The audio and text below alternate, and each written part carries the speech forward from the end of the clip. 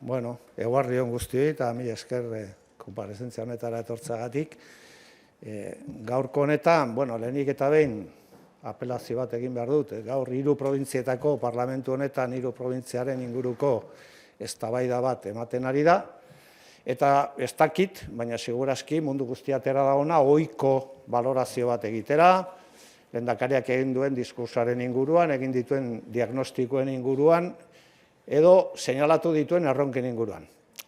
Baina gure ustez gaur, ezin daiteke baloratu lehendakariak esandakoa, 3 probintzietako lehendakariak esandakoa, azken zatia eta azken zatitik hasi gabe. Eta gaur, uste dugu arduraz, lehendakariak esan duela garai ilunak, garai gogorrak, gure nortasuna eta instituzioak arriskuan egon daitezken garaiak etorri daitezkela.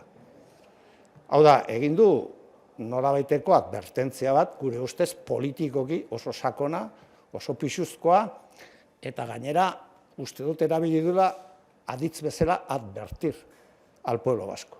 3 probintzietako parlamentutik bada ere, hau Euskal Herri osoari dagokion afera bat delako. Eta orduan gu balorazioa azken zati horretatik egin nahi dugu. Zen eta lehenengo zatian egin duen bezala, diagnostikoa, munduaren diagnostikoa egin du, zeintzu diren erronka planteatu ditu, falta zaio diagnostikoari ardura jartzea, hau da, hemen munduan gertatzen dena, ditugun arazo sozial eta politiko eta ekonomikoak badute izena-bizenak eta badute arrazoiak, eta horiek dira politika neoliberalak eta kapitalismoa, garai ilunen inguruan ere guk ikusi dugu nolabait ere diagnostiko zorrotz bat, baina falta da izatea nork lideratuko ditu garai ilunak eta garai gogorrak Espainiar Estatuan? Zeinen eskutik etorriko dira Euskaldunentzat garai ilunak eta garai gogorrak? Eta gu garbi daukagu hori esaterakoan, berak esaten duena da PP Vox gobernu bat egoten balin bada Estatuan, Euskaldunak garai ilunak eta garai gogorrak pairatuko ditugula. Eta uste dut horrek aldatzen dula pleno hau. Uste dut inflexio puntu badela, zentzu politiko sakonean. Eta horren aurrean, guk esaten duguna da, garai ilunak PPren eskutik baldin badatoz, PPrekin ezin dira itunak egin. Ezin daitezke aurrekontu buruz hitz egin. Ezin da Gipuzkoara Durango beraiekin gobernatu. Zen eta horiek dira eta horien eskutik datoz gaur lehendakariak esan diguna. Garai gogorrak, garai ilunak, nun gure nortasun nazionala, gure hizkuntza eta gure instituzioak arriskuak egon gaitezken.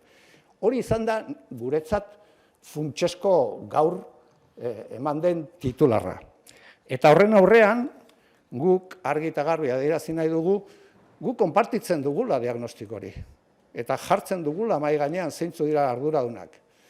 Eta orduan bi aukera daudela. Bata da, egiazki aprobetxatu behar da koiuntura historiko hau, aukera leiho hau, herri hau indartzeko, eta zentzu horretan aurre egin behar zaio bide horretatik ere bai, eta suertatzen balin bada, herri honen defentsan, baita ere aritu beharko gera.